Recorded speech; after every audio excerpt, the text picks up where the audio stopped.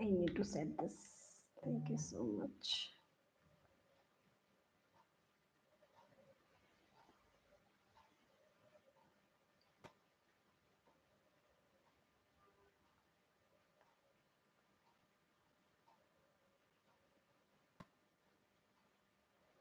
So guys we are live. Okay, आप लोग जल्दी से जुड़ सकते हैं. हम लोग लाइव हैं. Okay. Hello everyone, this is Vaishali. I really welcome all of you. आज जो हम लोग टॉपिक पढ़ने वाले हैं, this is basically research. So we are going to cover research.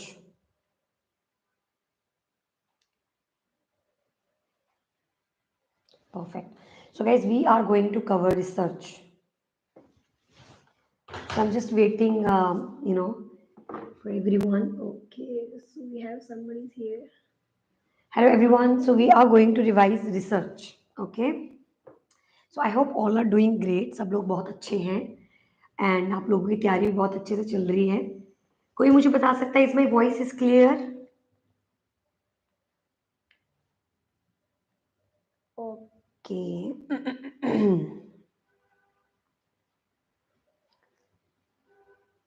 Okay. So guys, क्या मेरी वॉइस क्लियर है?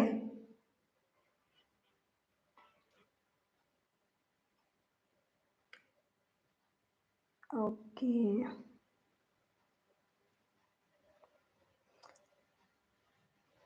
यस एवरीवन, कोई मुझे बता सकता है? Hi Shantanu Shukla. Hello Shantanu. Okay. So guys हम लोग क्लास स्टार्ट करने वाले हैं 8:30 PM. Okay.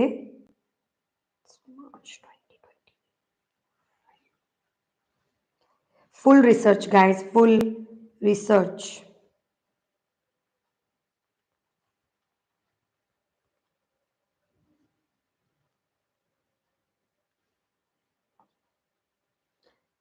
Okay, so guys, join the link. Hurry up, guys. Okay, so my voice is clear. That's nice. Thank you. So guys, आज जो हम लोग टॉपिक कवर करने वाले हैं, इट विल बी रिसर्च. या सो हम लोग रिसर्च कवर करेंगे. 8:30 शार्प 8:30 हम लोग स्टार्ट कर रहे हैं. We are left with 5 minutes. 8:30. 8:30.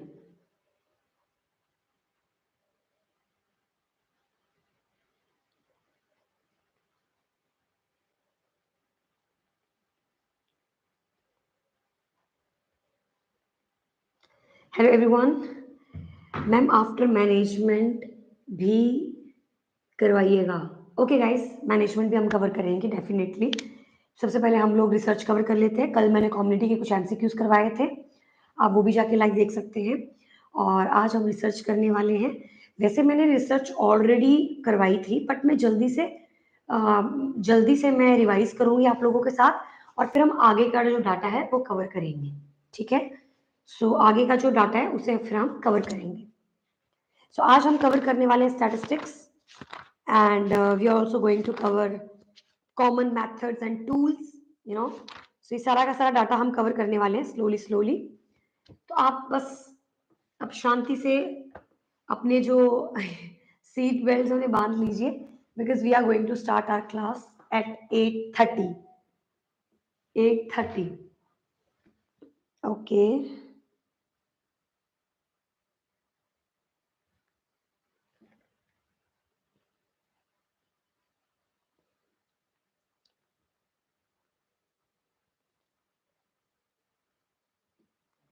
Okay, so here we have total 7 people. So guys, we are 3 minutes left. Then after we are going to start.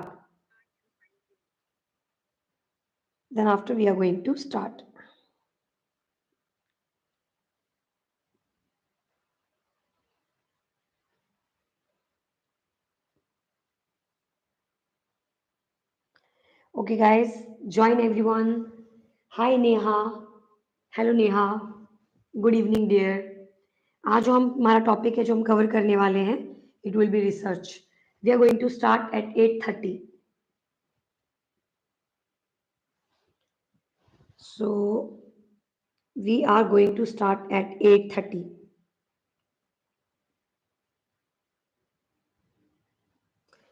So guys, we are live. Okay. Okay. So hello everyone. We are live, guys. If somebody is interested in revising research, please just join the link which I have already mentioned on the on Instagram status. So we are going to start research. So guys, join. Guys, if you're interested, if you want to revise research, hi Prince Goel, hello Prince. So guys, हम लोग live हैं YouTube पे. Already जो link है वो मैंने share कर रखा है मिसेस भाटी, वैशाली भाटी के जो स्टेटस है वहां पे मैंने ऑलरेडी लिंक शेयर कर रखा है. If you guys are interested, आपको रिसर्च रिवाइज करनी है, आप लोग काफी इश्यूज फेस कर रहे हैं, रिसर्च नहीं आपको आ रहा है या फिर आप नहीं पढ़ पा रहे हैं, तो guys join live now. We are live, हमारा क्लास चल रहा है लाइव, आप ज्वाइन हो सकते हैं. Hello hello Neha Yadav, hi Neha. You will cover the entire research. Yes, yes, Neha. Today I'm going to cover entire research. So you can join. You can stick with us. Okay. Okay, Prince Goel. Hello. Okay, Anil. Hi, Anil. Hello, everyone, guys. If you are interested in research, if you want to revise, you can join us. Dimple Chaudhary. Hi, hi, Dimple. Good evening दी, good evening Dimple. So guys, मेरी पूरी कोशिश रहेगी कि मैं आपको research cover करवाऊं और साथ में मैं आपको रिसर्च के एमसीक्यूज करवाऊं at the end. So please stay tune with me. हो सकता है ये लेक्चर, ये जो सेशन है हमारा ऑनलाइन जो यूट्यूब पे लाइव चल रहा है, हो सकता है ये काफी लंबा हो जाए आज, बट हमें कैसे भी करके कंप्लीट करना है आज. Hi Rakesh, hello Saurabh, hello Dimple Chaudhary, hi dear. Will you cover whole research? Yes, Neha Yadav, I'm going to cover whole research. I'm going to cover whole research. Yes, that's true. Okay, जी ma'am. All right. So guys, let's start the live session. आप लोग देख सकते हैं, ऐसे भी class attend कर सकते हैं. But if you want full screen, then guys, just join me on YouTube. Just join me on YouTube. Okay, guys, just join me on YouTube. All right. So guys, let's start the lecture. Bye-bye. You can join my YouTube link. All right. Ma'am, you are from which place of Kangra? Jasmine, I'm from Dharmshala, and this is, when, I mean, not set class going on. So please, इस बार negative marking का जरूर कुछ solution बता देना. Okay, guys. All right. Okay. So guys, I'm live. If somebody want to attend the lecture like this, they can. But if you want full screen, just go live on my YouTube channel. All right, guys, let's start the lecture. Let's start the lecture. Let's start the lecture, guys. Let's start the lecture. Okay. So research in front of your screen, you can see. आप लोग देख सकते हैं screen पे भी. Again, okay. Again a new invention. तो अभी मैं लास्ट जब मैंने लाइव लिया था उसमें मैंने ऑलरेडी डेफिनेशंस क्लियर किए थे, तो अभी मैं जस्ट रिवाइज कर रही हूँ. Okay. Research anything like again and new inventions, you know, that you want to invent, आपको सॉल्यूशंस निकालने कुछ प्रॉब्लम के, then that's basically your research. Okay, so again a new invention relate to specific and journal issues. Nursing research क्या है फिर? Research is you are finding out some solution, you want some solutions, maybe in nursing cadre or maybe somewhere related to anything. Now particularly nursing research is that kind of research which is associated with nursing background. Okay, for example, systemic new knowledge about issues in nursing practice and nursing education. That is basically your nursing research. अगला जो terminology आता है हमारे पास, that is problem statement. तो guys, problem statement क्या है? जो भी रिसर्चर कंडक्ट करना चाहता है study, he want some solutions, वो सॉल्यूशन ढूंढ रहा है. Okay, so researcher want some solution related to anything. So that is basically the problem statement. ऐसा प्रॉब्लम जो रिसर्चर जिसको सॉल्व करना चाहता है. फॉर एग्जाम्पल एक नर्स है, community health nurse. Okay, and community health nurse is like she is experiencing some issue. For example, she just want to know the answer, like low hb can lead to high chances of infection in after like PPH.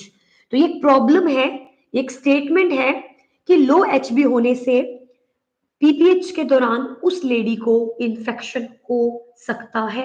That is a problem statement. Okay, तो problem statement किसी भी प्रकार की हो सकती है, किसी भी टाइप की प्रॉब्लम स्टेटमेंट हो सकती है। Now what is data? So guys, we are discussing basically the definitions, okay, in research, and then after step by step हम move on करेंगे। Data the unit of information, ऐसी unit of information जो कि researcher ने during अपनी research study के दौरान उसको मिली है। तो डाटा क्या होता है? वो information, the unit of information. Next, sample. What is sample? Guys, sample वो लोग होते हैं या वो पीपल हैं जिनके ऊपर रिसर्चर रिसर्च करना चाहता है। That is particularly the sample. Okay, what is manipulation? Guys, manipulation का मतलब होता है the researcher can manipulate that variables. For example, researcher जो है उस लो एचबी वाली लेडी को iron rich diet, iron tablets, folic acids, ये सब दे सकता है। ओके, सो पर्टिकुलरली क्या बोलने का मतलब है? Manipulation the treatment of invention given by the researcher to experimental group in the experimental reaction. So research studies means, इस बात का मतलब क्या है कि रिसर्चर उस पर्टिकुलरली वो जो आपका जो एचबी लो एचबी था, उस लो एचबी को कैसे भी करके कुछ ट्रीटमेंट देके चेंज कर सकता है। That is manipulation. So manipulation एक रिसर्चर कर सकता है, लेकिन आइडली एक ऐसी रिसर्च जो कि जेन्युइन लेवल पे एक्सपेरिमेंटल रिसर्च हो रही है, उसमें मैनिपुलेशन नहीं होना चाहिए, नहीं होना चाहिए उसके अंदर मैनिपुलेशन। ये आप आगे समझ में आएगा आपको। Now what is variables? Guys, ये बहुत ही कॉमन डेफिनेशंस हैं जो कि आपको नॉर्सेट के एग्जाम में देखने को मिलेंगी। What is variable, what different kind of variables we have, so let's do it. We have four type of variables. We have four type of variables. Number one, we have independent variable. सबसे पहले आता है independent variable. Independent variable वो variable होते हैं जो कि researcher जिन्हें बदल सकता है। For example, low HB. तो लो एचबी भी खुद में क्या है? एक कैरेक्टरिस्टिक है, एक वेरिएबल है। तो उस लो एचबी को रिसर्चर बदल सकता है by giving some treatment, by manipulation. तो मैनिपुलेशन टर्मिनोलॉजी यूज की जाएगी। आप कौन सा सब्जेक्ट पढ़ा रहे हैं? Guys, we are studying research. If you want full live class with like on the board, you can click the link जो कि मैंने अपने मिसेस वैशाली भाटी के स्टेटस पे डाला है। आप उसको क्लिक कर सकते हैं लिंक को, और आप ऑटोमेटिकली हमारे यूट्यूब पे लाइव आ जाएंगे।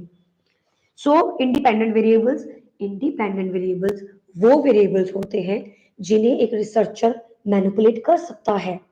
धीरे धीरे आपको चीजें समझ में आएंगी guys. Slowly you will be able to understand, so just bear with me. Okay, all right. So what is variable? Anything, any characteristic features, any qualities, particularly, that is variable.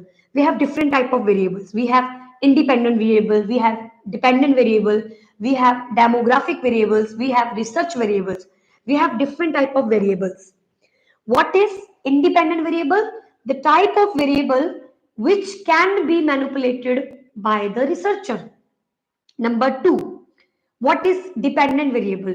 Dependent variable which is not manipulated by the researcher, but it is automatically manipulated because of the result of independent variable. Now it will be like very confusing to you. Let me clear in Hindi. Low HB से PPH वाली, PPH जिसको होगा because of low HB, वो lady infection में जा सकती है। सो ऐसा पर्सन जिसके अंदर खून की कमी है, उस पर्सन को इन्फेक्शन हो सकती है पीपीएच के दौरान। ये क्या है? ये मेरी रिसर्च है। इस रिसर्च के दौरान मुझे ये जो लो एचबी है, that is my independent variable and जो इन्फेक्शन हो रहा है इस लो एचबी की वजह से, अगर उसको आगे जाके इन्फेक्शन होता है पीपीएच के दौरान, तो दैट इज डिपेंडेंट वेरिएबल। मतलब अगर मैं इस लो एचबी को ठीक कर दूं तो क्या उसको इन्फेक्शन होगा? नहीं होगा। यानी कि उस इंडिपेंडेंट वेरिएबल को चेंज करने से, उस लो एचबी को ठीक करने से इन्फेक्शन अपने आप गायब हो जाता है, डिपेंडेंट वेरिएबल अपने आप चेंज हो जाता है। Is it clear everyone? Yes, please write it down in the comment box. Please write it down in the comment box. Please write it down in the comment box. Yes, everyone. Is it clear till here? All right. So, independent variable, dependent variable. Independent variable means कुछ ऐसा quality, ऐसा characteristic जिन्हें हम बदल सकते हैं। लो HB को हम बदल सकते हैं। कैसे? आयरन की टैबलेट्स देके, कुछ अच्छा हाई प्रोटीन या फिर हाई आयरन डाइट देके डिपेंडेंट इंडिपेंडेंट वेरिएबल को हम बदल सकते हैं।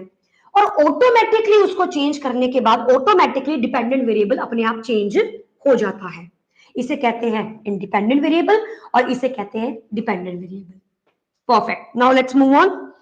So dependent variable change due to change in independent variable. Now what is research variable? Now no sound, no voice, ma'am. Okay. All right. I hope now it's clear. Perfect. Now guys, we are going to talk about what is research variables. What is research variables? So guys, research variables are again the characteristics, the qualities which is measured in your natural settings. मतलब आप बिल्कुल भी independent variable के साथ छेड़खानी नहीं कर सकते हैं। Okay, I think now my voice is clear. Yes, everyone. Yes, Dimple Chaudhary, my voice is clear. Okay, all right. So guys, if somebody is experiencing some issues on YouTube, oh, sorry, on Instagram, please click the link on the status. Just click the link. You will be live with us on YouTube. So bye bye, guys. Okay, discard. All right. Okay, just give me a second, guys. Okay, so now what is research variable? Research variables are those variables which you are not going to convert, which you are not going to treat, which you are not going to like आप उन्हें छेड़ ही नहीं सकते हैं, because वो research के variables हैं। क्योंकि अगर आपने रिसर्च के वेरिएबल्स ही छेड़ दिए तो आपकी स्टडी तो खराब हो जाएगी, रिजल्ट तो गलत आएंगे। फॉर एग्जाम्पल, मैं ये रिसर्च कर रही हूँ कि हरियाणा के अंदर कितने बॉयज हैं, तो अगर मैंने सब मदर्स को बोल दिया कि अपने अपने लड़कों को घर पे छुपा लेना, ऑटोमेटिकली मेरा रिजल्ट खराब हो जाएगा। तो इंडिपेंडेंट वेरिएबल क्या थे? वो मदर्स थी जो कि अपने लड़कों को घर में छुपा रही है। For example, I am just giving example. So बोलने का मतलब क्या है कि रिसर्च एक ऐसा वेरिएबल होता है जिन्हें आप मैनिपुलेट नहीं कर सकते, आपको जेन्युइन रिजल्ट चाहिए होता है। That is your research variables. Next guys, we have demographic variables. Next guys, we have demographic variables. Okay, next we have demographic variables. Perfect. Now what is demographic variables? So guys, age, sex, okay, gender, religion, socioeconomic status, all this is demographic variable. तो कितने प्रकार के variable हमने पढ़े? Independent, dependent, your research and demographic variables. इनमें से कोई एक आपको एग्जाम में जरूर देखने को मिलेगा और तब आप मुझे जरूर याद करना और विश करना मुझे कि मैम आप बहुत आगे बढ़ो। Thank you so much. Yes ma'am. Okay, perfect. Now guys, another two definitions are assumption and hypothesis. Now what is it? assumption का मतलब होता है जब आप assume कर रहे हो कि भगवान है, या आप एज्यूम कर रहे हो कि भगवान एक ही है, that is assumption. And what is hypothesis? Hypothesis का मतलब होता है कि आपको प्रूव करना पड़ेगा कि या thank you so much Roshi. And what is hypothesis? When you prove that like भगवान है, आपको प्रूव करना पड़ेगा, that is hypothesis. So what is assumption? You assume कि भगवान एक है। And what is hypothesis? When you need to prove, that is hypothesis. Okay, all right. Next guys, population. What is population? ऐसी जनता जिसके ऊपर मैं रिसर्च करना चाहती हूँ। ओके, ऐसी रिसर्च जो मैं ऐसे लोग जिनके ऊपर मैं रिसर्च करना चाहती हूँ, that is my population. For example children, for example adult, for example geriatric patients, for example cancer patients, for example HIV patients. So that is my population, that will be the population. Ankit, Ritvik, thank you so much ma'am. No issue guys, no issue. Now, तो ये तो था आपका population. Now what is target population? Guys, target population उसे बोला जाता है जिस पॉपुलेशन के ऊपर मैं करना चाहती हूँ, पर्टिकुलरली लोगों के ऊपर। जैसे कि एचआईवी पे करना चाह रही हूँ, दैट इज माय पॉपुलेशन। अब एचआईवी में भी कितने लोगों पे करना चाहती हूँ? ऐसा थोड़ी ना पूरे वर्ल्ड के एचआईवी लोगों पे करूंगी। मैं स्टेट हरियाणा के लोगों एचआईवी लोगों पे करना चाहती हूँ, या फिर मैं किसी गांव के पर्टिकुलरली लोगों के ऊपर रिसर्च करना चाहती हूँ। So that is particularly target population. So the population is the overall population, and target population is particularly on which you are getting targeted. You are going to target those people. So that is basically your target population. Next, guys, for example, okay, now in which researcher want to conduct research? That's absolutely true. अब guys, example है हमारे पास यहाँ पर particularly आपके hypothesis का। Okay, easy क्यों लग रहा है मैम मुझे? That's nice, thank you so much. ये धीरे धीरे कॉम्प्लिकेटेड होता चला जाएगा, it's research guys, but don't worry, मैं आपको अच्छे से समझा दूंगी रिसर्च पूरा का पूरा। और अगर कोई 4 से 5 क्वेश्चन भी आपका रिसर्च का लटका, वो गलत नहीं जाएगा आपका, आई एम श्योर। सो क्योंकि रिसर्च के क्वेश्चन ज्यादा नहीं आते हैं, हार्डली 4 या 5 क्वेश्चन आपको देखने को मिलेंगे, या मे बी 6-7। बट जो 6-7 आप क्वेश्चन देखोगे वो आपको यहीं से दिखेंगे, आपको एक भी क्वेश्चन अलग से नहीं दिखेगा। तो बस आप फोकस बनाए रखिए, अपनी जो प्रेजेंस ऑफ माइंड है वो मेरी आवाज पे लगाए रखिए, और बस कैसे भी करके समझो। आप रिपीटेशन पे भी इस लेक्चर को देख सकते हैं जब हम लाइव खत्म करेंगे, तो please stay tune with me. All right, so guys, अब ये क्या लिखा है? फॉर एग्जाम्पल, अब जैसे मैंने आपको बोला कि जो आपका लो एचबी है, दैट इज इंडिपेंडेंट वेरिएबल, और जो आपका चेंज इन योर इन्फेक्शन होना, लो एचबी से पीपीएच वाली लेडी को इन्फेक्शन के चांसेस हो सकते हैं। ये दोनों बातें आपस में इंटरलिंक्ड हैं। ये दोनों बातें आपस में इंटरलिंक्ड हैं कि किसी लेडी का अगर खून कम है तो आने वाले टाइम में उसको पीपीएच के दौरान इन्फेक्शन हो सकता है। ये दोनों बातें इंटरलिंक्ड हैं, और ये एक रिसर्च है, ये एक हाइपोथेसिस है। अगर मैं इसके ऊपर रिसर्च करती हूं तो मेरी हाइपोथेसिस ये बोलती है कि जिस लेडी का लो एचबी होगा वो पीपीएच में इन्फेक्शन कैरी कर सकती है। मुझे इसे प्रूफ करना पड़ेगा, और पूरा का पूरा आज हम यही पढ़ने वाले हैं कि स्टार्टिंग से लेकर रिसर्च के एंड तक, स्टैटिस्टिक्स तक, कैसे आप इसे प्रूव करते हैं। दूसरी बात, ये जो लो एचबी है, ये करेक्टरिस्टिक है, ये क्वालिटी है जिसे हम बोलते हैं आपका पर्टिकुलरली इंडिपेंडेंट वेरिएबल, और जो ये इन्फेक्शन है इसे बोलते हैं डिपेंडेंट वेरिएबल। ये जो कॉज है, लो एचबी एक कारण है, इसीलिए बोल दिया जाता है इंडिपेंडेंट वेरिएबल को कॉज, और जो आपका इफेक्ट है यानी कि इन्फेक्शन हो जाना, इसे बोल दिया जाता है डिपेंडेंट वेरिएबल। यहां से आपको क्लैरिटी मिल चुकी होगी। What is cause? That is also known as independent variable, and effect is basically also known as your dependent variable. And these two variables have some relationship is known as research. That is basically your hypothesis, जिसे हम आगे जाके prove करने वाले हैं। All right, guys, let's move on. Let's move on. Now, what is complex hypothesis? तो guys, जब दो ही क्वालिटीज हो, दो ही कैरेक्टरिस्टिक्स हो, दो ही फंडामेंटल टॉपिक्स हो, for example low HB and infection, ये दो ही पॉइंट है, दो ही, एक कॉज है एक इफेक्ट है, इस प्रकार की रिसर्च को बोला जाता है सिंपल हाइपोथेसिस। लेकिन जब आपके दो से ज्यादा आपके वेरिएबल्स होते हैं, उसे बोला जाता है कॉम्प्लेक्स हाइपोथेसिस, उसे बोला जाता है complex hypothesis. I hope it is clear to everyone. Yes, Navneet, Raj, Ankit, Roshi. Yes, guys, is it clear to everyone? Is it clear to everyone? Please let me know, guys. Is it clear? Yes. Okay, Raj. Yes. Dimple Chaudhary. Yes, ma'am. Perfect. Now, guys, simple hypothesis done. and complex hypothesis done. Now let's move on to associate hypothesis. तो आपको मेरे साथ साथ लिखना है, screen पे आप लिखेंगे मेरे साथ साथ. All right, let me little bit. Perfect. Neha, yes ma'am, yes ma'am. All right guys, let's move on. Okay, so now we have example. आप लोग कोई मुझे example दे सकता है? Anyone example of complex hypothesis जिसमें दो से ज्यादा वेरिएबल्स आपको देखने को मिले, दो से ज्यादा वेरिएबल्स आपको देखने को मिले. Anyone, any example?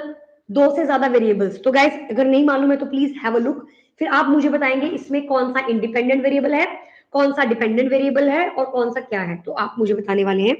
So please write it down. Satisfaction is higher among patient who are older and living in rural area than those who are younger and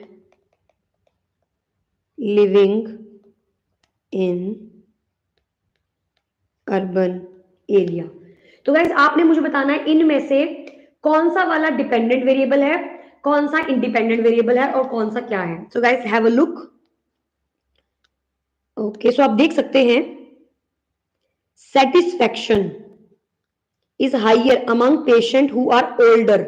ये क्या है? एक demographic variable. Living in rural area than those who are younger, demographic living in urban area. तो satisfaction क्या है? Satisfaction एक ऐसा आपका पर्टिकुलरली सेटिस्फैक्शन एक ऐसा वेरिएबल है जो कि बदल जाएगा अपने आप. कब? जब आप अच्छी जगह रहोगे, मतलब कि higher among patient who are older living in rural areas than those who are living in urban areas. तो उनका सेटिस्फैक्शन ज्यादा है.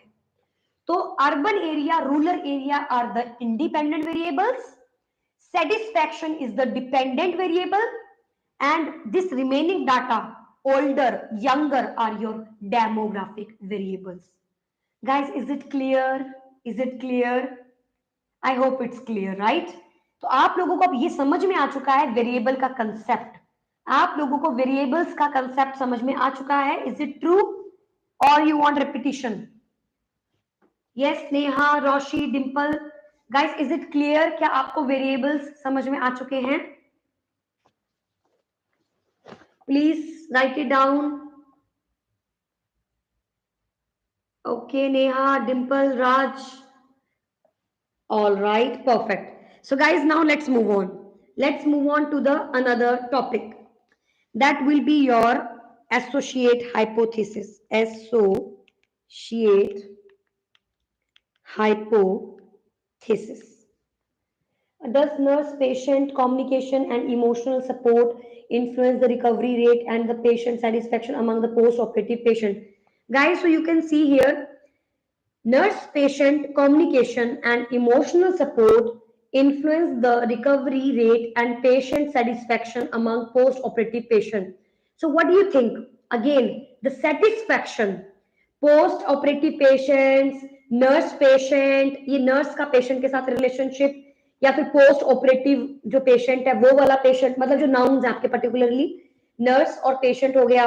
इमोशनल सपोर्ट इन्फ्लुएंस करता है, तो इमोशनल सपोर्ट बदला जा सकता है. इन्फ्लुएंस करता है रेट और पेशेंट की सेटिस्फैक्शन को. तो ये जो सेटिस्फैक्शन है, this is particular dependent and rate is also your variable and the nurse patient is also your variable, post operative patient is also your variable. ये सारी वेरिएबल्स है जिसमें से जो आपका सेटिस्फैक्शन है वो डिपेंडेंट है, क्योंकि बदल जाएगा वो अगर कोई अच्छे से बात कर रहा है, अच्छे से सपोर्ट क्रिएट कर रहा है, जो कि इंडिपेंडेंट वेरिएबल्स हैं, तो ऑटोमेटिकली सेटिस्फैक्शन क्या हो जाएगी? बढ़ जाएगी. सिमिलरली मैंने आपको भी एक एग्जांपल दिया है, जो मैंने एग्जांपल दिया था, that is satisfaction is higher among the patient who are older living in the rural areas than the younger and living in the urban areas. तो सिमिलरली अब ये स्टेटमेंट जो अभी राज ने लिखी है, this statement also carrying more than 2 variables. तो ये कैसी है statement? Complex hypothesis. Now guys we are going to talk about associate hypothesis. Let's start it. So guys, associate hypothesis particularly it predicts it predicts relationship between variable that exist in natural setting, comma, here predict relationship may be positive और negative. तो guys associate hypothesis क्या बोलता है कि आप predict कर रहे हो, आप आइडिया लगा रहे हैं कि रिलेशनशिप के बीच में, किस किस के रिलेशनशिप के बीच में, ओके, सो वेरिएबल्स के बीच में, okay, so between the variables. तो आप वेरिएबल्स के बीच में रिलेशनशिप फाइंड आउट करते हो, okay, that exist in natural setting, कि इनका पॉजिटिव रिलेशनशिप है या नेगेटिव रिलेशनशिप है। फॉर एग्जाम्पल, क्योंकि एग्जाम्पल के बिना आपको समझ में ही नहीं आएगा, for example lower cost of care, higher satisfaction among patient, negative relationship and higher cost of care, higher satisfaction positive।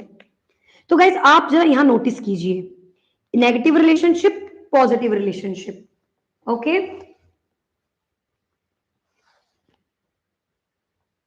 या एग्जैक्टली। सो गाइज अब एसोसिएट हाइपोथेसिस क्या बोल रही है? एसोसिएट हाइपोथेसिस बोल रही है कि रिलेशनशिप क्या है वेरिएबल्स के बीच में, पॉजिटिव या नेगेटिव। नाउ फॉर एग्जांपल की बात करें, कह रहे हैं कि जिसकी कम लो कॉस्ट है, यू नो, केयर का, lower cost of care, higher satisfaction among patient, you know, lower cost of care, higher satisfaction among patient, negative relationship, okay, and higher cost of care, higher satisfaction, okay. तो यहाँ पे guys यहाँ lower आएगा, आई am so sorry, यहाँ lower आएगा। तो कह रहा है अगर लो कॉस्ट होगा केयर का, तो लो सेटिस्फेक्शन होगी मरीज की, और अगर हाई कॉस्ट आप यूज करोगे तो हाई सेटिस्फेक्शन होगी मरीज की। तो ये क्या है? रिलेशनशिप्स। इन्हें बोला जाता है एसोसिएट हाइपोथेसिस, जो आपस में एसोसिएटेड होते हैं और जिनका आपस में रिलेशनशिप होता है, इन्हें बोला जाता है associate variables, okay, perfect. Now let's move on guys, now let's move on causal hypothesis। causal hypothesis it predict, ये प्रिडिक्ट करता है, it predict the cause and effect relationship, okay. तो ये क्या करता है? causal hypothesis क्या है? it predict the cause and the effect relationship, okay, इसे बोला जाता है causal। फॉर एग्जाम्पल की बात करें guys, pin site care with hydrogen peroxide और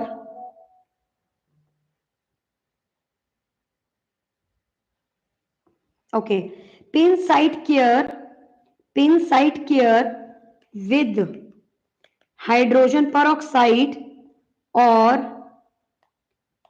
pin site care with povidone iodine, both chemical is used alternatively to deserve the effect।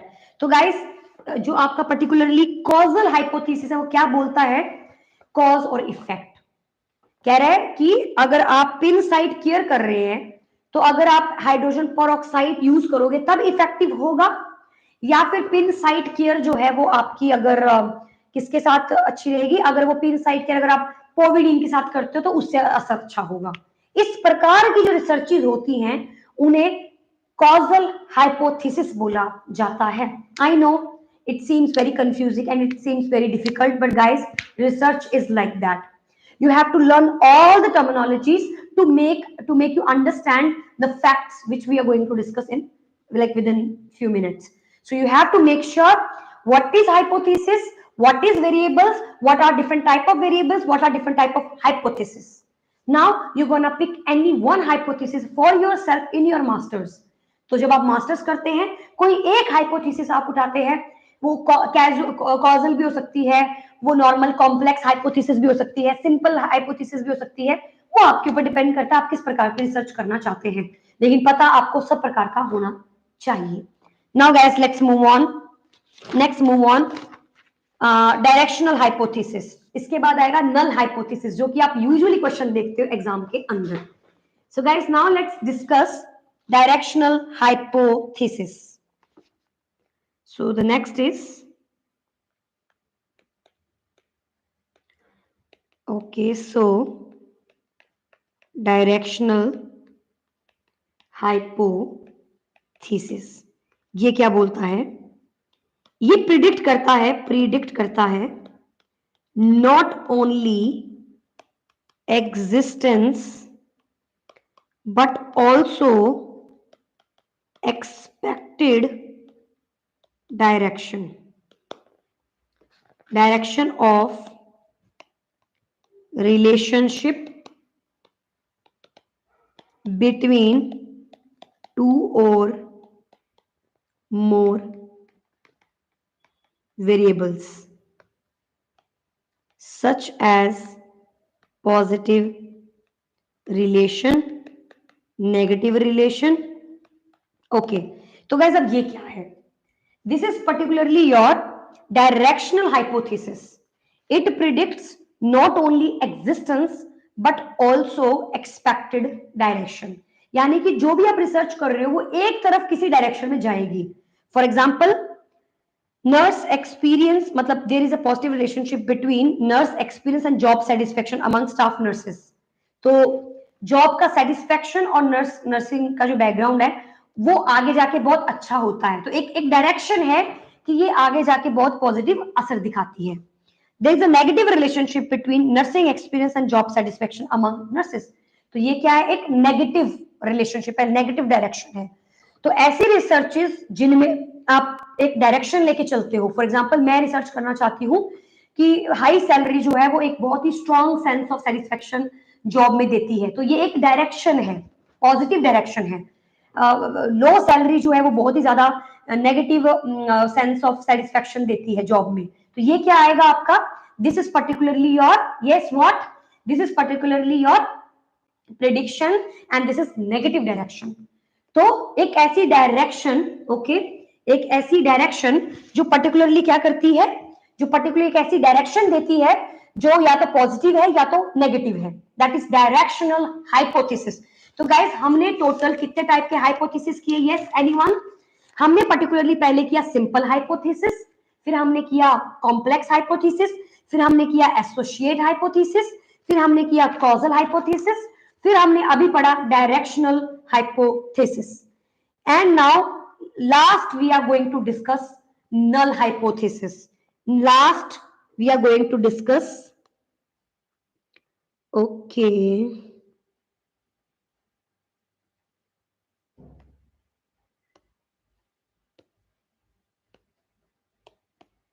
all right, now we are going to do next, that is null hypothesis. Very very very important question, that is null hypothesis.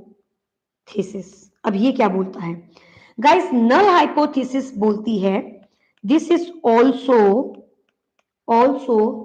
hi Shikha, also known as statistical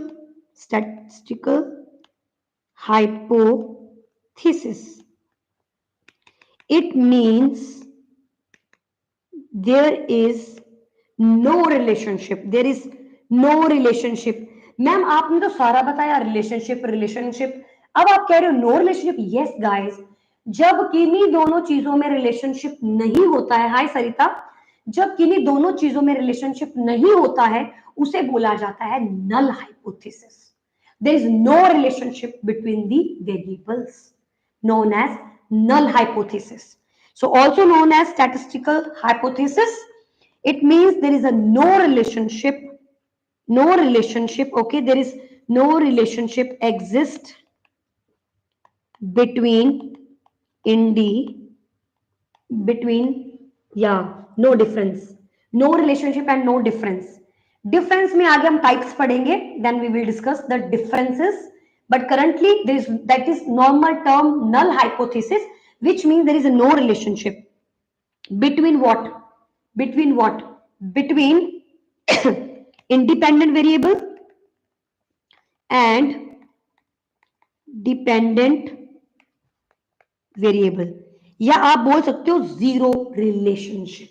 okay, no relationship की जगह बोल सकते हैं आप zero relationship.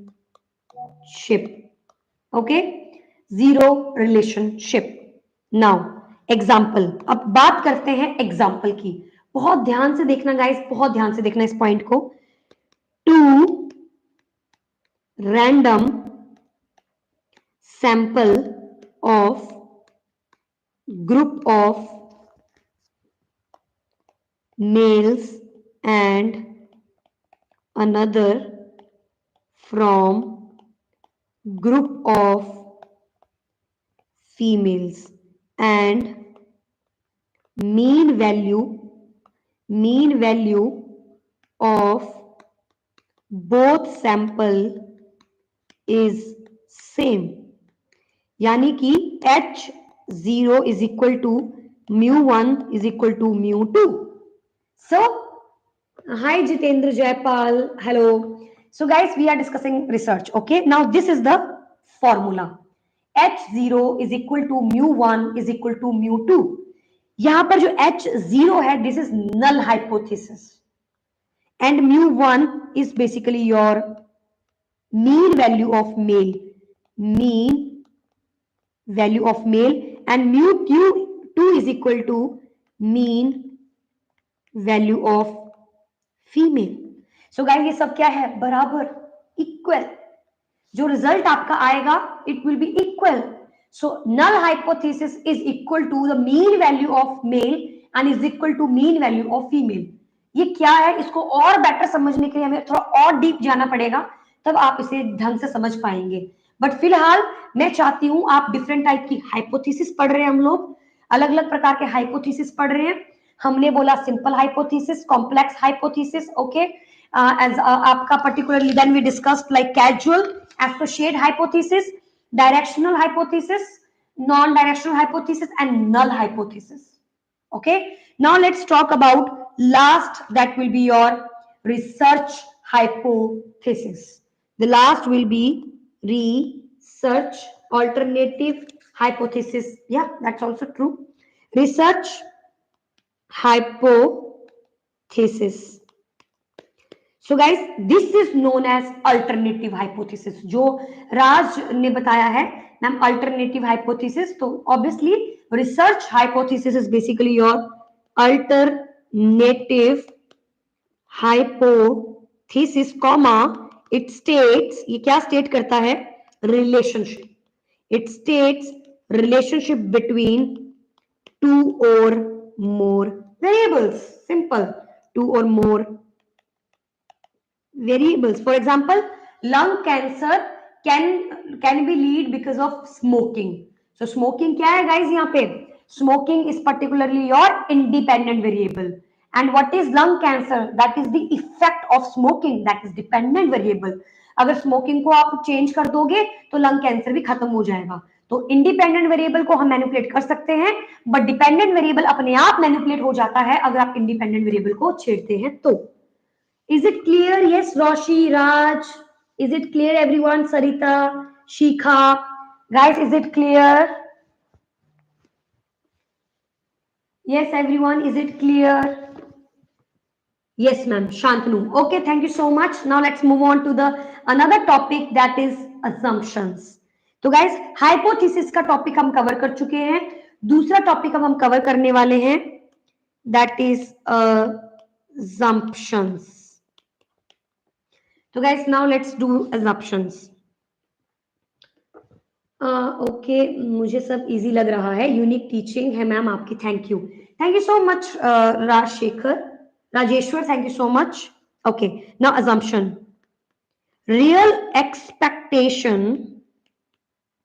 or belief from any phenomenon or things that is considered as true without any scientific reason, without any scientific reason, without any scientific reasons or proof, तो उसे क्या बोल दिया जाता है, assumption.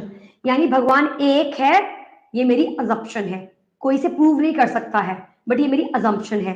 तो ऐसा एक्सपेक्टेशन, ऐसा बिलीफ, ऐसा विश्वास, जो कि ऐसा फिनोमिना जो कि कंसीडर किया जा रहा है सच, बट प्रूफ नहीं है उस चीज का, that is assumption.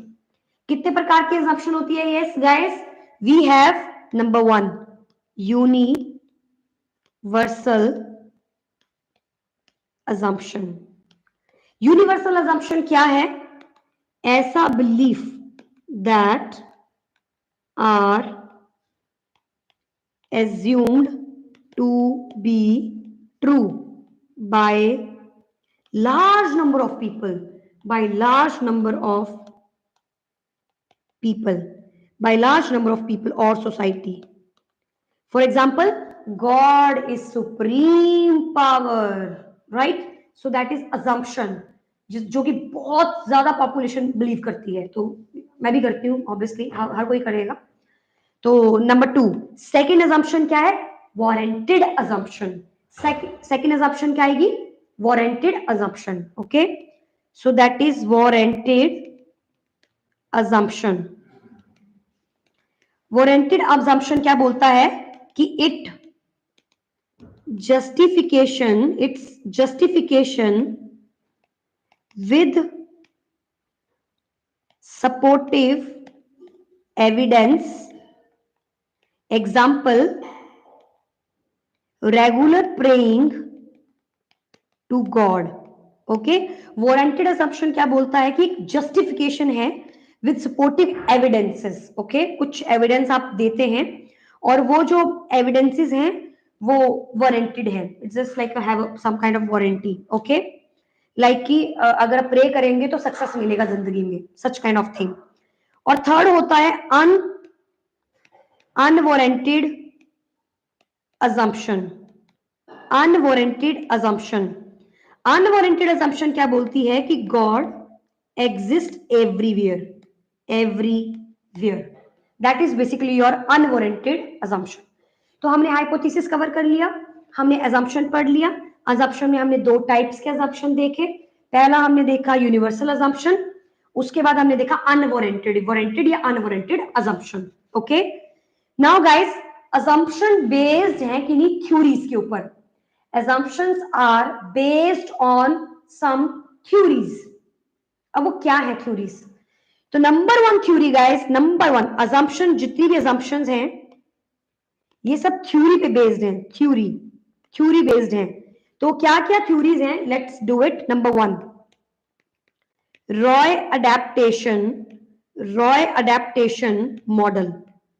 Roy adaptation model क्या बोलता है? मेजर कंसर्न ऑफ रॉय क्या थे? रॉय ने assumption में इसका जो मॉडल है, जो रॉय अडेप्टेशन मॉडल है, जो कि assumption के ऊपर कुछ टिप्पणी देता है, वो क्या टिप्पणी देता है कि goal of nursing person adaptive system environment stimuli health outcome nursing problems health, ये सारे इसके पार्ट्स हैं गाइस, ये सारे के सारे इसके पार्ट्स हैं. Goal of nursing person adaptive system environment health outcome, ये सारे इसके पार्ट्स हैं.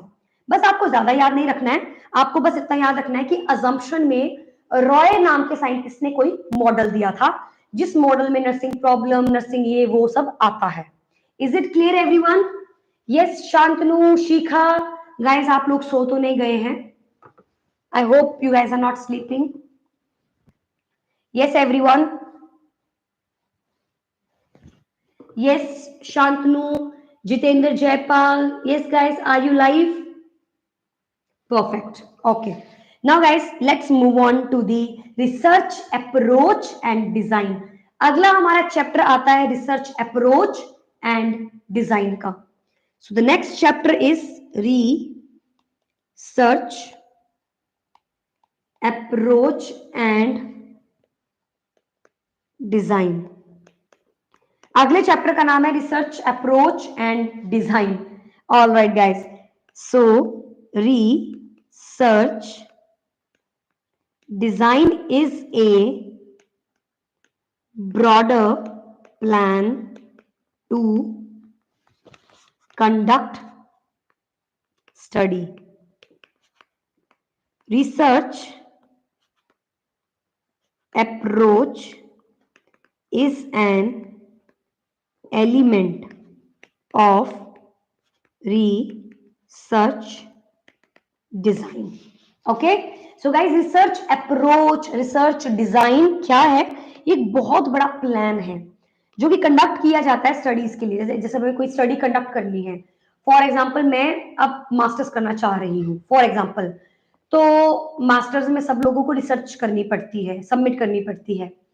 तो फिर मैंने क्या किया, सबसे पहले मैंने प्रॉब्लम स्टेटमेंट ढूंढा। Okay, qualitative, quantitative, mixed methods, absolutely correct Raj, absolutely correct. तो मैंने रिसर्च करनी है, अब रिसर्च करने के लिए मुझे एक प्रॉब्लम स्टेटमेंट चाहिए, वो तो मेरे पास है। फिर मैं एक डिजाइन बनाऊंगी उस रिसर्च को करने के लिए। I will create a design, मैं डिजाइन बनाने वाली हूं। अब वो डिजाइन जो है आपका, वो बड़े लेवल पे ब्रॉडर प्लान है मेरा, that is research design, that is research design. Broader plan है मेरा, बहुत बड़ा प्लान है मेरा कुछ करने का, that is research design. Okay, now for example building कैसे बनती है, जैसे फॉर एग्जांपल मुझे बिल्डिंग बनानी है एक, वो मेरा रिसर्च डिजाइन है। रिसर्च अप्रोच क्या है, सीमेंट चाहिए, यू नो, एंड ब्रिक चाहिए, वाटर चाहिए, थ्रेशर चाहिए, सब कुछ चाहिए मुझे। तो building banana is nursing is research design. Okay, and building and research approach is your cement, brick, water, everything. उसी प्रकार से research design is particularly broad plan and research approach now we are going to discuss. So let's discuss research approach. So guys, these are the elements, these are the elements. Design मतलब specific plan, yes. Research design क्या है, एक broader plan, जो मेरा plan है, broad plan है जो मेरा माइंड में। और रिसर्च अप्रोच क्या है, the particularly elements. Now let's discuss. So guys, research design क्या है? Number 1,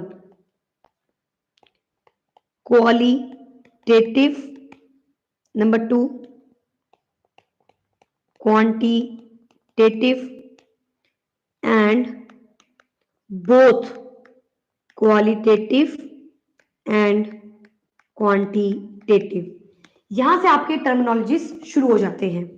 now research approach help to decide.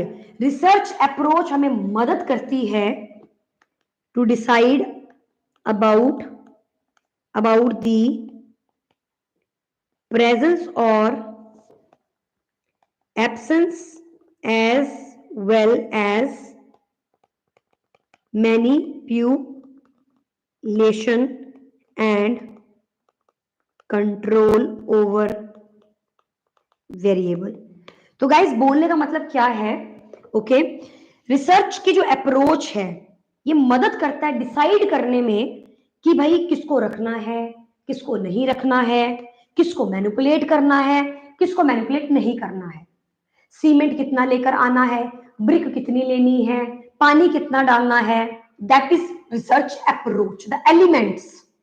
And research design is a broad plan, quantitative, qualitative, both quantitative, qualitatives. Now let's discuss the type of research design. अब हम लोग बात करने वाले हैं research design के ऊपर. Research design. Number one guys, quantitative research design. Quantitative research design ये क्या बोलती है? It is divided into two types. Okay, two broad categories. It is divided into two broad categories. One experimental and another one is non experimental. यानी कि research design और research approach एक अगला chapter है. इस चैप्टर में हम लोगों ने रिसर्च अप्रोच को समझा, रिसर्च डिजाइन को समझा. रिसर्च डिजाइन के दो पार्ट्स हैं, क्वालिटेटिव, क्वांटिटेटिव. जो क्वांटिटेटिव है या क्वालिटेटिव है जो अभी हम पढ़ रहे हैं, दैट इज क्वांटिटेटिव. ये क्वांटिटेटिव दो प्रकार से होता है. क्वांटिटेटिव दो प्रकार से होता है, experimental and non experimental. So experimental and non experimental आपका क्वांटिटी बेस्ड होता है. ओके, सो गाइस अब बात करते हैं एक्सपेरिमेंटल की. ओके, एक्सपेरिमेंटल की बात करते हैं. सबसे पहले एक्सपेरिमेंटल तीन प्रकार का होता है. Number one, true experimental quantitative research design. एक होता है क्वासी एक्सपेरिमेंटल रिसर्च डिजाइन और एक होता है pre experimental quantitative research design. Okay, quantitative research design. तो गाइस आपको ध्यान रखना है, we have experimental, we have non experimental. Experimental क्या बोलता है? एक्सपेरिमेंटल बोलता है we have true, okay, true experimental quantitative research design. We have quasi experimental quantitative research design, and last we have pre-experimental quantitative research design.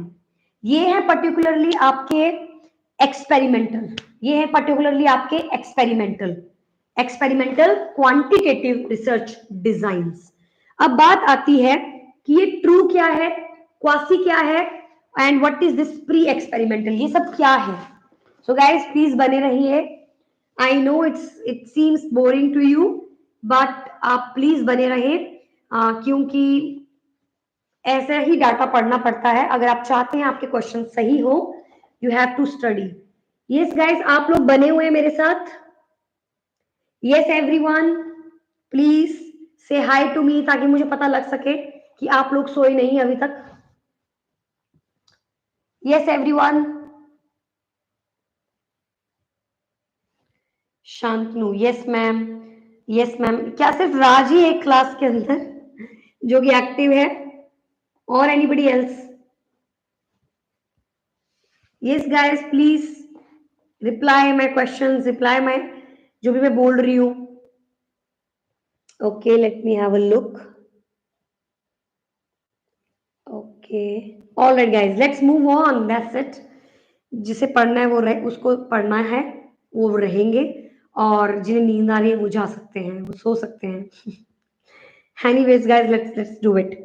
Okay, now what is true experimental quantitative research design? तो guys इसे पढ़ते सबसे पहले.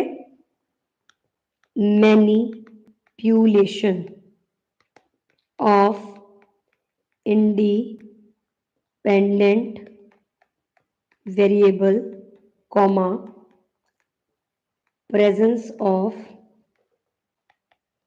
control group and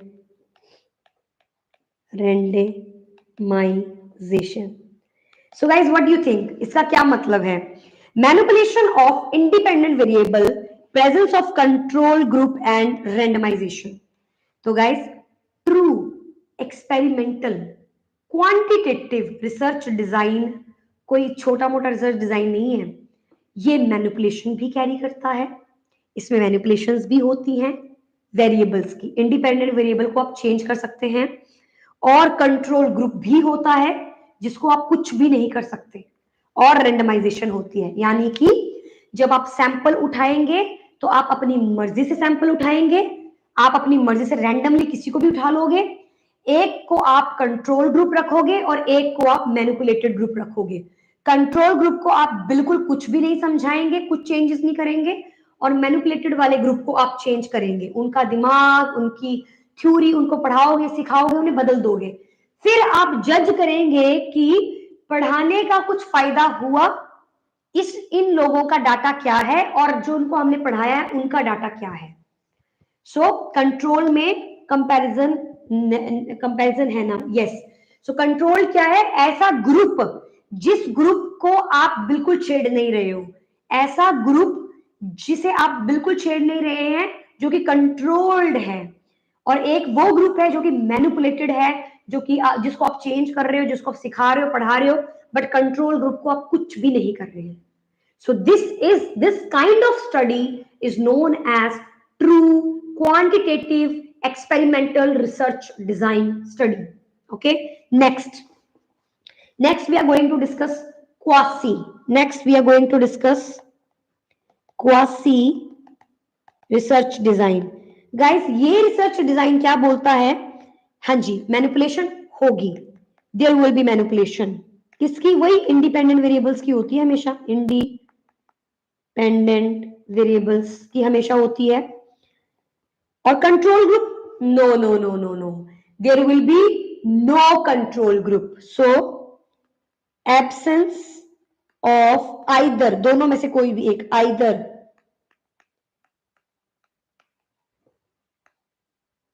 random, ओहो, randomization और control group. So guys, या तो आपका कंट्रोल ग्रुप चेंज हो जाएगा, मतलब निकल जाएगा, या तो रैंडमाइजेशन। तो quasi experimental quantitative research design किसे बोला जाता है? उसे बोला जाता है जिसके अंदर आपका जो आपका रैंडमाइजेशन है, या तो वो नहीं होगा, या तो आप रैंडमली लोगों को नहीं उठाओगे, या फिर आप कंट्रोल ग्रुप नहीं रखोगे, पर मैनिपुलेशन आप जरूर रखेंगे। Manipulation will be there. So we have true quantitative, which will have manipulation, control group and randomization. Then we will have a quasi experimental, which will have manipulation but either control or either randomization. Quasi में intervention होती है, yes, quasi में intervention होंगी, क्यों? क्योंकि manipulations, and manipulation are basically your interventions. तो true में भी इंटरवेंशंस होती हैं और क्वासी में भी इंटरवेंशंस होती हैं, क्योंकि दोनों में मैनिपुलेशन पाया जाता है। Now the last we have is pre experimental. Guys, manipulation इसमें भी होता है, मैनिपुलेशन इसमें भी होता है, but no control group and no randomisation. So ना तो कंट्रोल ग्रुप होगा, ना ही रैंडमाइजेशन होगी। तो हमारे पास 3 प्रकार के मैंने आपको क्वांटिटेटिव रिसर्च डिजाइन समझा दिए। आई होप आप लोगों को समझ आ गए होंगे। Can you please write it down in the comment box? क्या आप लोगों को क्वांटिटेटिव रिसर्च डिजाइन समझ में आ गया? Yes please everyone.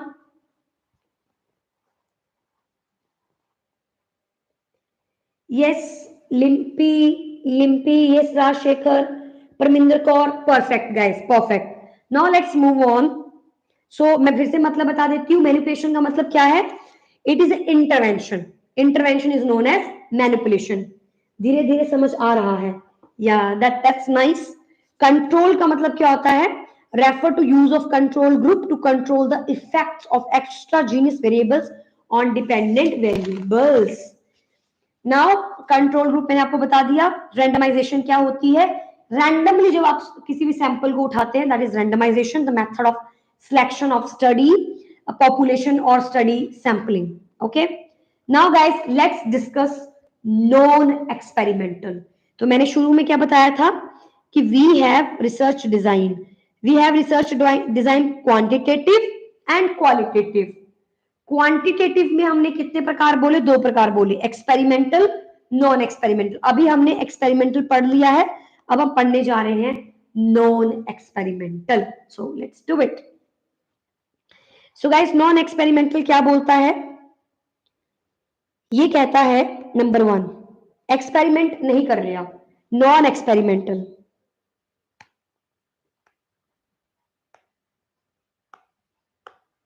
Okay, so non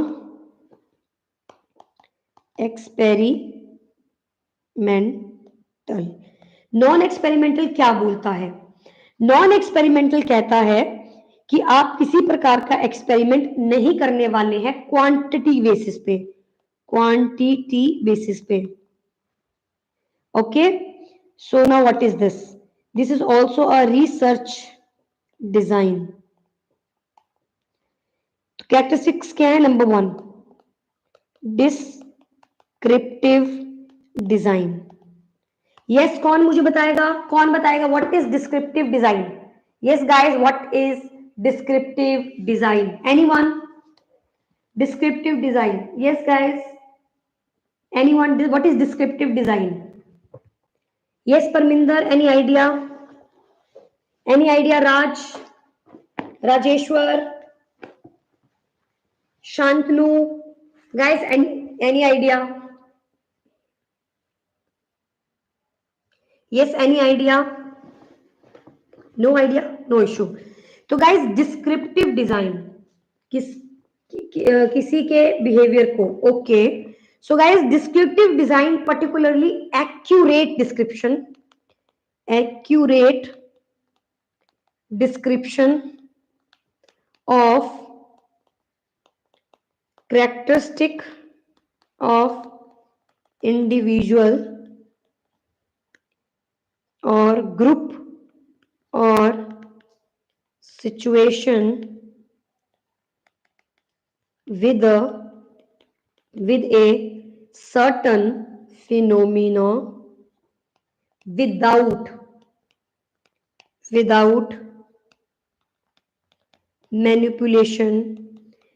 manipulation and control. So guys, descriptive design क्या है? डिस्क्रिप्टिव डिजाइन एक्यूरेट डिस्क्रिप्शन देना कैरेक्टरिस्टिक्स ऑफ द इंडिविजुअल. जैसे कि राज ने भी बताया, बिहेवियर को डिस्क्राइब करना या डिस्क्रिप्शन देना.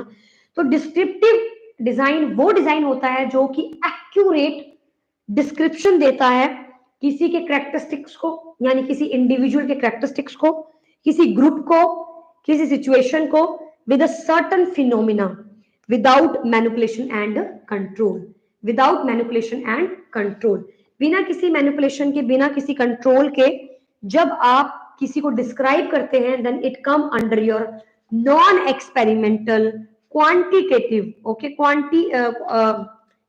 यस, क्योंकि नॉन एक्सपेरिमेंटल इसी का ही दूसरा टाइप है.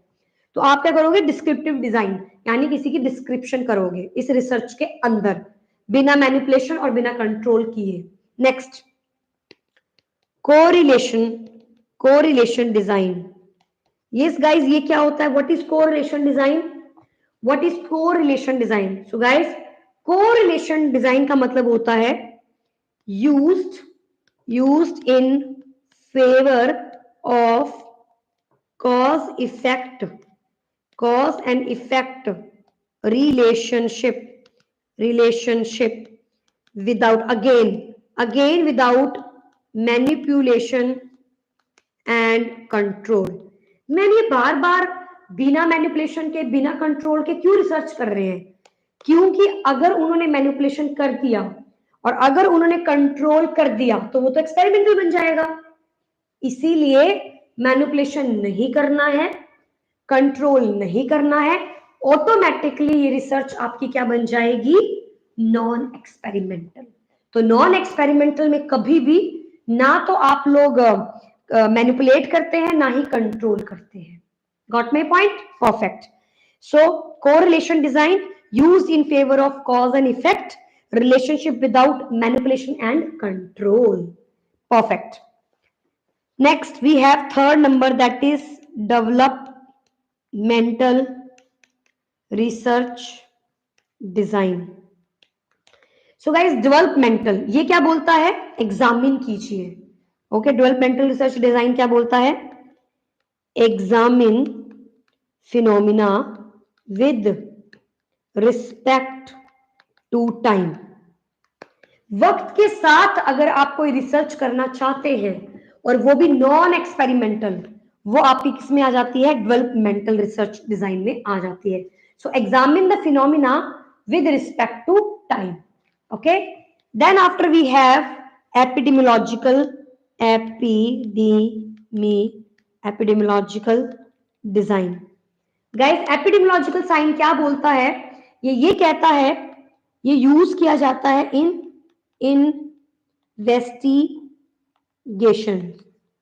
investigation of distribution and cause of disease in population। ये हम सब लोग बहुत अच्छे से जानते हैं कि एपिडेमियोलॉजी बेसिकली पॉपुलेशन की स्टडी होती है। तो use in investigation of distribution and the cause of disease in the population। तो एपिडेमियोलॉजिकल स्टडीज क्या बोलती हैं कि भाई बीमारी क्या है, लोगों के बीच में कौन सी बीमारी फैल रही है, that will come under your epidemiologically research। then guys last second last आता है हमारे पास सर्वे। सेकंड लास्ट आता है हमारे पास सर्वे डिजाइन। सर्वे डिजाइन क्या बोलता है, it is the investigation in which self-reported data are collected। तो गाइस व्हाट इज सर्वे, जब लोग डाटा कलेक्ट कर रहे हैं, ओके, डाटा कलेक्ट किया जा रहा है, सर्वे किया जा रहा है, डाटा कलेक्ट किया जा रहा है, दैट इज बस गए डाटा कलेक्ट किया आ गए। This kind of research is basically survey design. आप गए डाटा कलेक्ट किया and then you come back.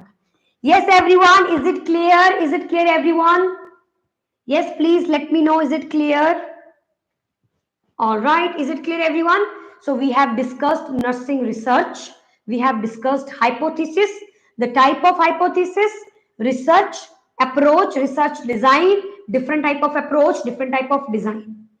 and design is basically experimental, non experimental। experimental में क्या क्या आएगा, ट्रू, क्वासी, प्री एक्सपेरिमेंटल, और अभी हम पढ़ रहे हैं बेसिकली और नॉन एक्सपेरिमेंटल, जिसमें हमने डिस्क्रिप्टिव पढ़ी, जिसमें हमने कोरिलेशन हो गया, एपिडेमियोलॉजी हो गई, सर्वे हो गया एंड डेवलपमेंटल हो गया। That we have discussed in our non experimental research. now guys last type of research, last type of non experimental research design, last, that is correlation design, जो कि अभी हमने यहाँ देखा था कोरिलेशन डिजाइन। इसी को मैं थोड़ा सा एक्स्ट्रा दो बातें बताना चाहती हूँ। राज इज आस्किंग और कितनी देर है क्लास। गाइस अगला जो टॉपिक हम पढ़ेंगे it will be qualitative research and then after we will discuss sample and sampling chapter. Then after we will discuss different type of sampling and then after we have topic tools and methods, then after we have scales, then after we have intervention methods, then after all the type of methods, you know, the different type of method, and then last topic will be validity and reliability, and then after at the last we are going to discuss analysis of data, statistics and then complete। तो ज्यादा नहीं है, थोड़ा time लगेगा। ओ भाई राज is saying ओ भाई या what I can do guys, I know almost 1-1.5 घंटा होने वाला है but we have to complete anyways. Okay, all right, let's move on. Okay, so guys we have descriptive design, we have correlation design, we have developmental design, we have epidemiological design, we have survey design and we have correlation design। correlation design में एक बात पता होनी चाहिए आपको, that is, let me show you guys, MCQs मैं कल करवाऊंगी, आज मैं जितना डाटा कवर कर सकती हूँ, वैसे तो मुझे सारा ही करना है, तो प्लीज बेयर विद मी, मेरी हिम्मत तोड़नी नहीं है आप लोगों ने, आप बस बने रहिए और मैसेज लिखते रहिए Yes ma'am is more than enough for me. So just write it down and then I will continue. Okay. So एक चीज मैं बताना चाहती हूँ आपको, यहाँ पे कई बार क्वेश्चन आता है, correlation design, also known as ex post facto design, x post facto design, because इसको इसका दूसरा नाम है, this is the second name of correlation design, नाम है पोस्ट फैक्टो डिजाइन या post factor design.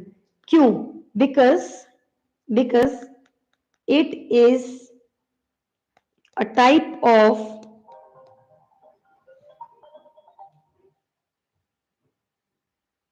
it is a type of quasi experimental study। बहुत important है, आपको लिखने के बाद ही समझ में आएगा ये क्या लिख रही हूं मैं। Which examining how N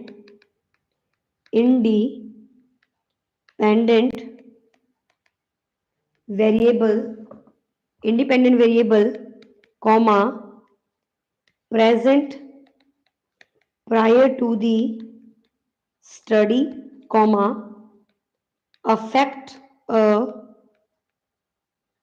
dependent variable comma so here manipulation is present but absence of randomization and control group। तो गाइस ये क्या है? What is this? Okay, let me show you। जरा पढ़ो आप इसको। इसने बोला कि कोरिलेशन डिजाइन को पोस्ट फैक्टो डिजाइन बोलते हैं और इसी का दूसरा नाम है पोस्ट फैक्टो डिजाइन। क्यों? क्योंकि ये क्वासी एक्सपेरिमेंटल स्टडी जैसी है। वाई? क्वासी एक्सपेरिमेंटल स्टडी क्या बोलती है कि भाई मैनिपुलेशन होगा, या तो रैंडमाइजेशन होगी या तो फिर कंट्रोल ग्रुप होगा, इन दोनों में से कोई एक होगा, ये बोलती है क्वासी एक्सपेरिमेंटल स्टडी। तो सिमिलरली इसके अंदर, इस कोरिलेशन स्टडी के अंदर कह रहा है या तो एक तो मैनिपुलेशन होगा लेकिन इन दोनों में से कोई एक एब्सेंट होगा, या तो रैंडमाइजेशन या तो कंट्रोल ग्रुप। तो ये बन गया ऑटोमेटिकली क्वासी। इसीलिए ये टाइप तो बेसिकली नॉन एक्सपेरिमेंटल का है, लेकिन किसके जैसा है? एक्सपेरिमेंटल जैसा। एक्सपेरिमेंटल में भी किसके जैसा? क्वासी जैसा। इसीलिए ये क्वेश्चन आता है। It's very important. Is it clear everyone? Correlation design एक नॉन एक्सपेरिमेंटल का टाइप है। क्वांटिटेटिव के अंदर, क्वांटिटेटिव के अंदर नॉन एक्सपेरिमेंटल में कोरिलेशन टाइप आता है, लेकिन बोला जाता है कि ये जो कोरिलेशन टाइप है post facto design, this is also a type of quasi experimental study. Why? Because इस कोरिलेशन के अंदर मैनिपुलेशन भी होती है और रैंडमाइजेशन या कंट्रोल ग्रुप में से कोई एक चीज होती है, इसलिए। Is it clear everyone? Yes? Parminder Kaur? Yes guys, is it clear? Perfect. Now let's move on. अब हम लोग करने वाले हैं कुछ और पॉइंट सी के अंडर, वो भी बहुत इंपॉर्टेंट है। पहला पॉइंट है, कह रहा है कि जो कोरिलेशन होता है, जो कोरिलेशनल डिजाइन है, कह रहा है कि इसके अंदर सबसे ज्यादा लार्जेस्ट सैंपल चाहिए होता है। लार्जेस्ट सैंपल चाहिए आपको स्टडी के अंदर। भाई आप रिलेशनशिप निकाल रहे हो, बहुत ही ज्यादा आपको लार्जेस्ट सैंपल की जरूरत पड़ती है। फिर वो कह रहा है कि ये कोरिलेशन, ये जो कोरिलेशन है, कह रहा है ये दो प्रकार का है। एक बोलते हैं हम कोहॉर्ट और एक को बोलते हैं केस कंट्रोल। और गाइस ये दोनों टर्मिनोलॉजीज आपने कल जब मैंने लेक्चर लिया था कम्युनिटी हेल्थ नर्सिंग के एमसीक्यूज मैंने करवाए थे, उसमें ये टर्म आई थी कोहॉर्ट। याद होगा आपको, और मैंने बोला था ये रिसर्च का क्वेश्चन है, देख लो रिसर्च का डाटा ये। तो कोरिलेशन जो आपका डिजाइन है वो एक एक्स फैक्टो डिजाइन है, एक प्रकार का पोस्ट फैक्टो डिजाइन है एक प्रकार का, जो कि क्वासी जैसा दिखता है, क्वासी जैसा है। और ये दो प्रकार से आपको मिलेगा, एक तो कोहर्ट और एक केस कंट्रोल। तो अब कोहर्ट क्या बोलता है, इसका दूसरा नाम क्या है, प्रोस्पेक्टिव डिजाइन, और इसको बोलते हैं retrospective design. Now why? Prospective design का मतलब है रिलेशनशिप कॉज और इफेक्ट में, यानी कॉज से आप आगे की तरफ जा रही हो, स्मोकिंग करने से आगे जाके कैंसर होगा, cause effect. Okay, so prospective and it is a cohort study which come under your co-relationship design. Okay, now what is retrograde design? What is retrograde design? Retrograde design मतलब examining relationship between effect to cause. आप उल्टा जा रहे हो, अब आप कहां जा रहे हैं, आप जा रहे हैं इफेक्ट टू कॉज में जा रहे हो, कि कैंसर तो स्मोकिंग करने से हुआ है, कैंसर जो है आप इसकी जांच पड़ताल कर रहे हो, हिस्ट्री वगैरह पूछ रहे हो और पता लगा रहे हो कि इसका कारण क्या है। तो कोहॉर्ट स्टडी होती है प्रोस्पेक्टिव यानी आगे की तरफ, कॉज टू इफेक्ट, और जबकि केस कंट्रोल जो होती है ये एक रिट्रोस्पेक्टिव स्टडी होती है, जिसका मतलब होता है इफेक्ट टू कॉज, पीछे की तरफ जाना। Is it clear everyone? Yes guys, please let me know, is it clear everyone? Yes, is it clear? Yes, Rajeshwar, Parminder, yes guys, is it clear? Please let me know. Yes everyone, is it clear? Perfect, okay, done. Now guys, okay, तो ये थे हमारे कुछ designs, किस चीज के designs थे ये? These designs were associated with a non-experimental quantitative research design. Now we are going to discuss qualitative research design. Qualitative research design. Okay. So now the topic will be qualitative research design. So guys, the number one important point you should know is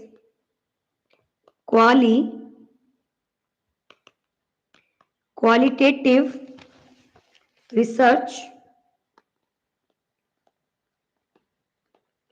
method enable researcher to study about social, number one, next cultural phenomena by using inductive approach. Now the question is, what is inductive approach? वो कह रहा है qualitative research जो है वो inductive approach पे depend करती है, जैसे कि क्वांटिटेटिव रिसर्च जो थी वो आपके अलग अलग तरीके के पैरामीटर्स थे, उसी प्रकार से qualitative research also has some inductive approach. Now what is inductive? So guys, we have inductive, we have deductive and we have retroductive. But फिलहाल क्वालिटेटिव सिर्फ और सिर्फ इंडक्टिव अप्रोच यूज करती है, बट बाकी की अप्रोचेस भी आपको पता होनी चाहिए। सो इंडक्टिव अप्रोच क्या बोलती है? स्पेसिफिक है ये, स्पेसिफिक टू जर्नल, यानी पर्टिकुलर एक स्पेसिफिक पॉइंट से आप जर्नल की तरफ जाते हैं। जर्नल मतलब सुपरफिशियल, बहुत बड़ा। नेक्स्ट डिडक्टिव, जर्नल से स्पेसिफिक तरफ जाओगे आप, और रिट्रोग्रेड का मतलब है combination of both. combination of both.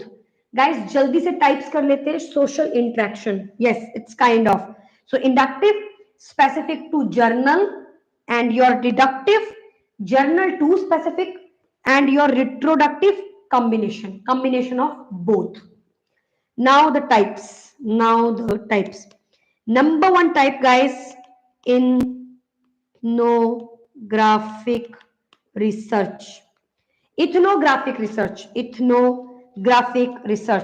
Guys, ethnographic research is associated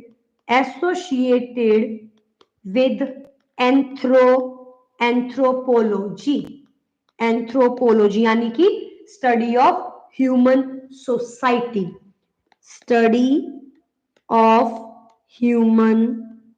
society. इसमें आपको एक्सपेरिमेंट करने की जरूरत नहीं होती है एक प्रकार से. Okay, so we have experimental, we have non experimental. Okay, तो हमारे पास क्या क्या था? हमारे पास सबसे पहले एक्सपेरिमेंटल था, फिर नॉन एक्सपेरिमेंटल था. ये था क्वांटिटेटिव के types.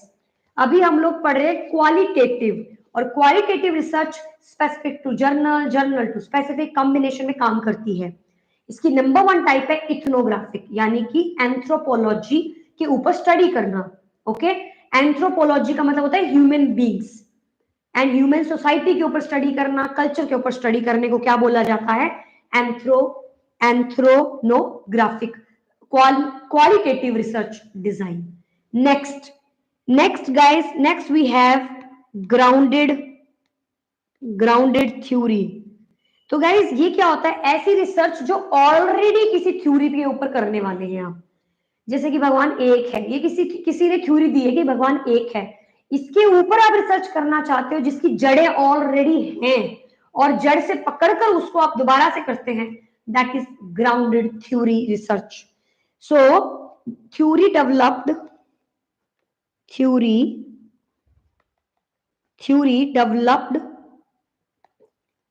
from research. Here developed theory is grounded. जो थ्योरी डेवलप की गई है रिसर्च से, वो डेवलप्ड थ्योरी क्या है? ग्राउंडेड है. मतलब क्या है इसका?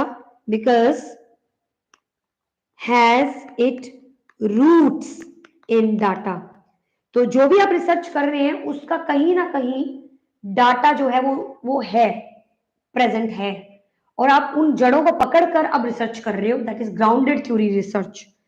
For example, adaption of level of people with post injury permanent physical disability at selected hospitals. जिसका ऑलरेडी डाटा है अस्पताल में, उस डाटा को पकड़कर आप क्या कर रहे हैं? रिसर्च कर रहे हैं. नेक्स्ट गाइस वी हैव, अगला जो हमारे पास आता है, okay, research writes a comparison is called codes and memory. Next we have historical. बस दो और बचे हमारे पास. Next type of qualitative, that is number 3.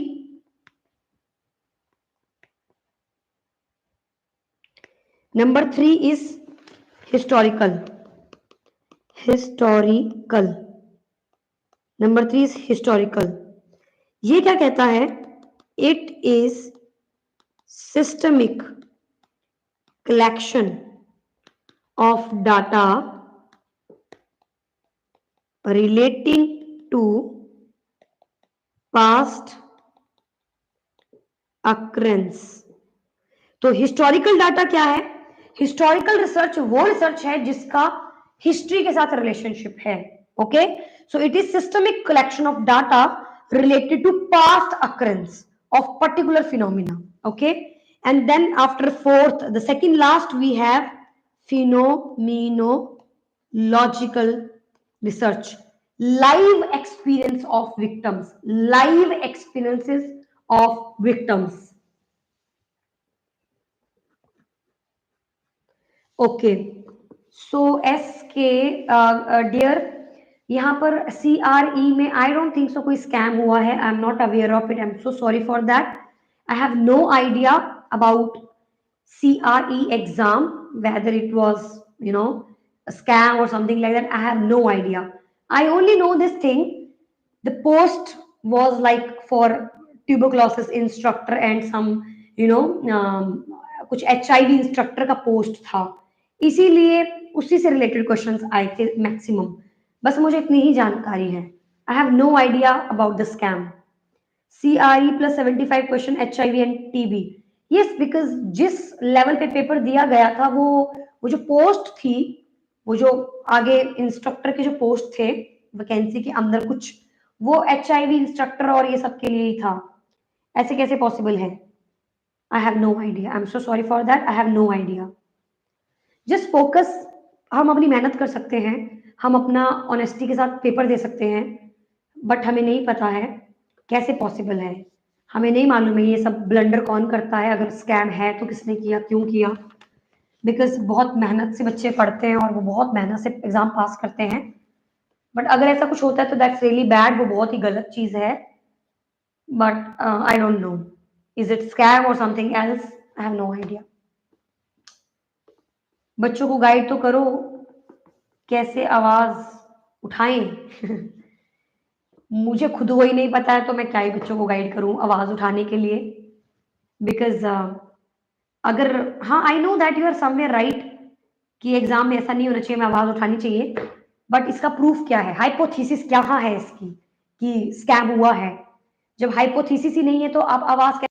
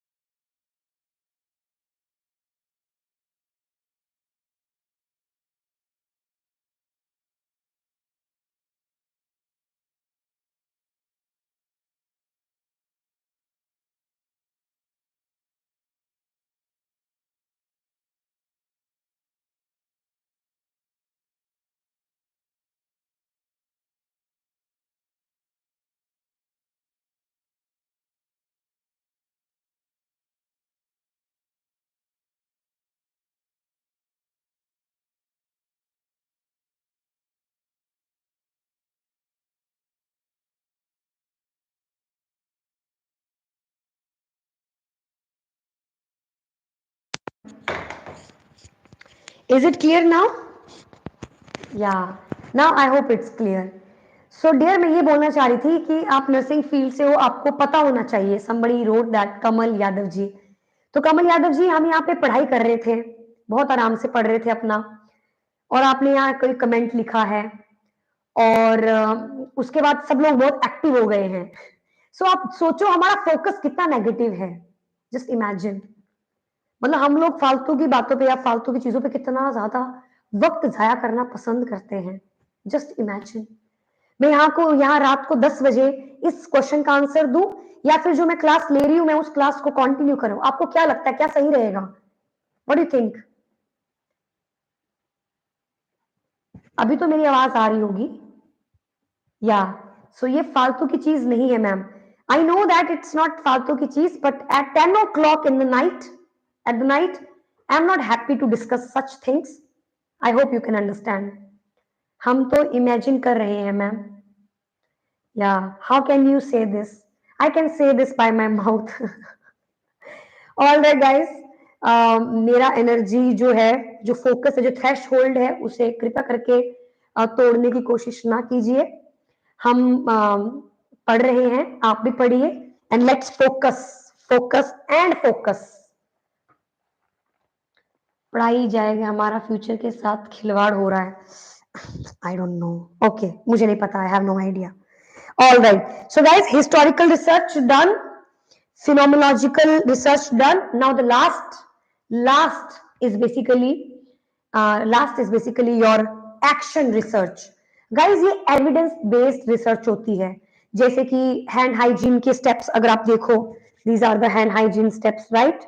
तो ये जो hand hygiene के steps हैं, ये evidence based हैं कि ऐसा करने से infection transmit नहीं होगा। So उस प्रकार की जो रिसर्चेज होती हैं उन्हें हम क्वालिटेटिव रिसर्च में डालते हैं, और वो एक्शन रिसर्चेज होती हैं। So it is form of applied research. Applied research, it tries practical solution of problem existing in an organization, use of well-being support program, sample size, okay, एक question है guys आप लोगों के लिए, okay. Anyways, sample size is determined in qualitative research studies is what? Data saturation. Guys, ये question आता है, मैं आपको फिर से बता देती हूँ. Sample size is determined in qualitative research study. क्या बोला जाता है इसे बोला जाता है डाटा सैचुरेशन. तो डाटा सैचुरेशन एक टर्मिनोलॉजी है जो बेसिकली डिस्क्राइब करती है सैंपल के साइज को. Okay, so sample size is determined in qualitative research studies. तो सैंपल का जो साइज होता है वो पर्टिकुलरली डिफाइन किया जाता है डाटा सैचुरेशन. ये इसका दूसरा टर्म आप बोल सकते हो. ये क्वेश्चन आता है तो आपको ध्यान रखना है इस बात का. Now guys, we are going to do another topic, another chapter, that is sample and sampling. But I think we will do it tomorrow. Okay, tomorrow again I will be live at 8 o'clock. Okay, and we'll cover the remaining data. So we are left with, now tomorrow I am not going to start from the starting because today I started from the starting. So tomorrow I'm not going to do that. So tomorrow we'll start from sample and sampling, and then after we are going to do the methods, the type of interviews and all. Then after validity and reliability, analysis of data and statistics. तो सिर्फ 4 topics हमारे रह जाएंगे, कल हम उन्हें cover करेंगे with MCQ. All right guys, so see you, bye bye, good night. Please अपना फोकस रखें और अपनी मेहनत करते रहें. ऐसे बहुत सारे फ्रॉड एग्जाम आते रहते हैं, बहुत ज्यादा पेपर लीक भी होता है, बट इसका मतलब ये नहीं है हम उसको अपनी छाती पे लेके बैठे रहें. हमें मूव ऑन करना चाहिए, बिकॉज आज के जमाने में चीजें इसी प्रकार से हैं. आपको बस आपकी किस्मत और आपका हार्डवर्क किसी एक पॉइंट पे आकर मिल जाएगा और आपका सिलेक्शन हो जाएगा. तो आप अपनी कंसिस्टेंसी मत तोड़िए. मैं 6 साल से नर्सिंग में ही हूँ, 6 साल से मैं एग्जाम्स पढ़ रही हूँ, एग्जाम्स दे रही हूँ, कंटिन्यू कर रही हूँ, कंटिन्यूटी मेंटेन करके रखी हुई है, कंसिस्टेंसी मेंटेन करके रखी हुई है. तो आप लोग भी इसी प्रकार से कंसिस्टेंसी मेंटेन करके रखें, सिलेक्शन हो जाता है. हर बार तो चीटिंग नहीं होगी, हर बार तो फ्रॉड नहीं किया जाएगा. So just try to be positive and have some faith on yourself. और अगर आपकी मेहनत आपने सच में की थी तो भगवान भी देख रहा है, आपको उसका फल जरूर मिलेगा. डेफिनेटली जरूर आपको उसका फल मिलेगा. आप ऐसे मत, निराश मत हो, आप ऐसा नेगेटिव मत सोचिए. जो हुआ सो हुआ. अगर अच्छा हुआ तो अच्छी बात है, बुरा हुआ तो बुरी बात है, बट हमारे पास कोई सॉल्यूशन नहीं है इस चीज का. Because we can do hard work, we can not fight. Fight करने के लिए स्पेशली पोस्ट है नर्सिंग फील्ड के अंदर. एडमिन लेवल की पोस्टें हैं, नर्सिंग सुपरिटेंडेंट है, असिस्टेंट नर्सिंग सुपरिटेंडेंट है, नर्सिस की यूनियन होती है. वो सब लोग जो है वो हमारी आवाज उन तक पहुंचने के बाद वो लोग स्टैंड लेते हैं. राइट, सो इट्स बेटर कि आप अपनी मेहनत पे फोकस करें. बहुत सारे ऐसे अच्छे लोग हैं जो अपनी आवाज उठाते हैं, जो हाई पोस्ट पे हैं, उन्हें गलत लगता है और वो आवाज उठाते हैं. तो आप पॉजिटिव रहिए. हार्ड वर्क नहीं होगा, धोखा होता है हर बार. आई एम सो सॉरी कमल यादव जी, आपके साथ बहुत बड़ा धोखा हुआ है. आप प्लीज जरा फोकस कीजिए, पढ़ाई पे ध्यान दीजिए, और जो हुआ सो हुआ, उस पर मिट्टी डाल के आगे बढ़िए. सो गाइस, स्क्रीन पर 2 फरवरी है. या आई नो, बिकॉज 2 फरवरी है. I don't know guys why. I don't know. Anyways guys, bye bye, good night, and see you tomorrow same time 8 o'clock. I mean 8:30 or 8 o'clock. So bye bye.